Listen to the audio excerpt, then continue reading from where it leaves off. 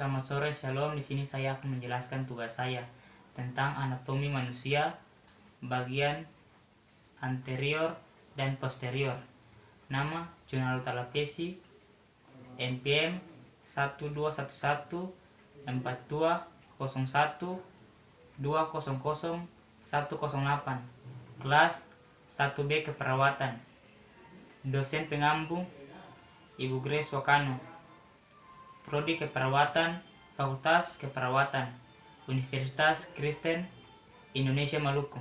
Di sini saya akan menjelaskan tentang anterior atau tubuh bagian depan dan posterior tubuh bagian belakang. Pada yang pertama yaitu anterior atau tubuh bagian depan. Pertama, tulang tengkorak. Tulang tengkorak adalah sengkumpulan tulang yang membentuk struktur wajah dan kepala sekaligus melindungi otak dari benturan. Tulang tengkorak bisa dibagi menjadi dua kelompok utama, yakni tulang kepala atau kranium dan tulang wajah. Kita masuk ke berikutnya yaitu tulang selangkang.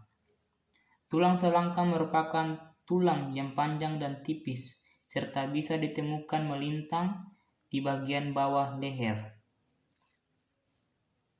Bentuk dari tulang selangka serupa dengan bentuk huruf S dan menempel pada bagian tulang dada dan persendian di bahu. Berikutnya juga tulang dada atau sternum. Merupakan tulang pipi, memanjang dan terletak di tengah dada. Tulang dada terlibat dalam banyak gerakan tubuh bagian atas. Tulang ini tersambung ke tulang rusuk yang melindungi organ-organ vital tubuh seperti jantung, paru-paru, lambung, dan hati.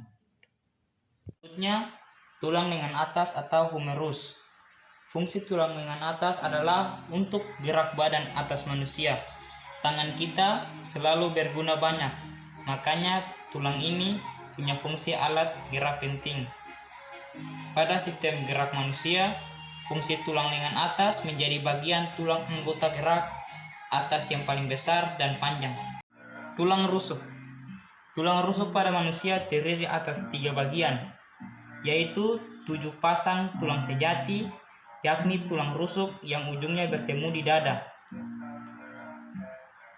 Bagian yang kedua adalah 3 pasang tulang rusuk palsu, yakni tulang rusuk yang ujungnya melekat pada tulang rusuk di atasnya. Bagian yang ketiga yaitu 2 pasang tulang rusuk melayang, yakni tulang rusuk yang tidak bertemu ujungnya dan tidak melekat pada rusuk di atasnya. Tulang rusuk. Tulang rusuk pada manusia terdiri atas 3 bagian, yaitu 7 pasang tulang sejati, yakni tulang rusuk yang ujungnya bertemu di dada. Bagian yang kedua adalah 3 pasang tulang rusuk palsu, yakni tulang rusuk yang ujungnya melekat pada tulang rusuk di atasnya. Bagian yang ketiga yaitu 2 pasang tulang rusuk melayang, yakni tulang rusuk yang tidak bertemu ujungnya dan tidak melekat pada rusuk di atasnya. Tulang kering atau tibia. Tulang kering adalah tulang terbesar kedua yang terletak di tungkai kaki. Tulang ini menghubungkan lutut dengan pergelangan kaki. Tulang kering memiliki beragam fungsi. Di antaranya adalah menopang dan menjaga postur tubuh. Struktur tulang pada tungkai bawah tersusun atas tibia atau tulang kering dan fibula. Fibula berada di tungkai bawah yang menghubungkan melalui ligamen dan ujung tulang kering. Kedua tulang ini berfungsi untuk menstabilkan tubuh ketika berdiri, menyangga otot-otot tungkai bawah, menopang berat badan, dan menggerakkan pergelangan kaki. Tulang hasta atau disebut juga dengan ulna merupakan salah satu dari 2 tulang yang tersusun pada lengan bawah. Tulang ini terletak di sisi berlawanan dengan tulang pengumpil atau radius pada tangan. Kedua tulang ini bergabung dengan humerus di ujungnya yang lebih besar untuk membuat sambungan siku, dan bergabung dengan tulang karpal tangan di ujungnya yang lebih kecil.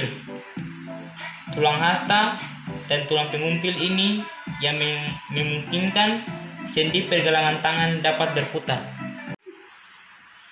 Tulang paha atau femur. Fungsi tulang paha paling utama tentunya dalam menjadi tumpuan seluruh badan. Tulang paha sendiri diklasifikasikan ke dalam jenis tulang pipa yang berbentuk silinder, memiliki dua ujung, mengandung sumsum kuning, dan mengelambung pada bagian ujungnya. Tulang lutut atau patella adalah tulang berbentuk segitiga dan tebal yang akan bersendi dengan tulang paha atau femur. Fungsinya adalah membungkus dan melindungi sendi lutut.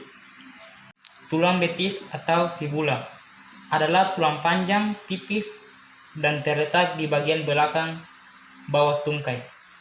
Tulang betis terletak berampingan dengan tulang kering atau tibia yang mempunyai fungsi penting dalam menstabilkan pergelangan kaki dan mendukung otot-otot kaki bagian bawah.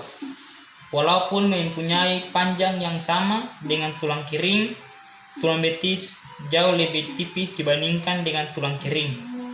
Perbedaan ketebalan inilah yang menyebabkan kedua tulang ini mempunyai fungsi yang berbeda.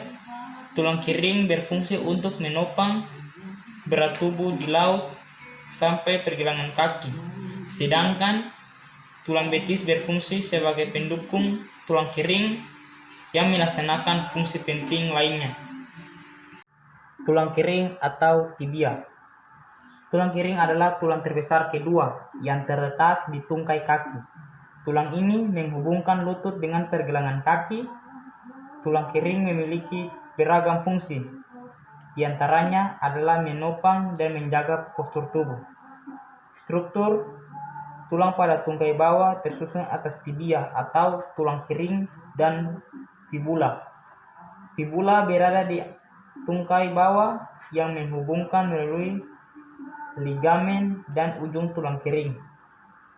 Kedua tulang ini berfungsi untuk menstabilkan tubuh ketika berdiri, menyangga otot-otot tungkai bawah, menopang berat badan, dan menggerakkan pergelangan kaki.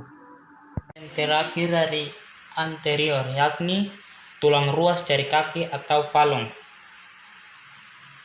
Tulang jari kaki berjumlah 14 ruas dan mengandung 3 falang, yaitu depan distal atau bagian depan, tengah atau proksimal belakang. Sedangkan jempol hanya memiliki 2 falang, yakni proksimal dan distal. Tulang-tulang tersebut bekerja secara bersamaan saat ketika berjalan. Masuk pada yang kedua, saya ini akan menjelaskan tentang posterior.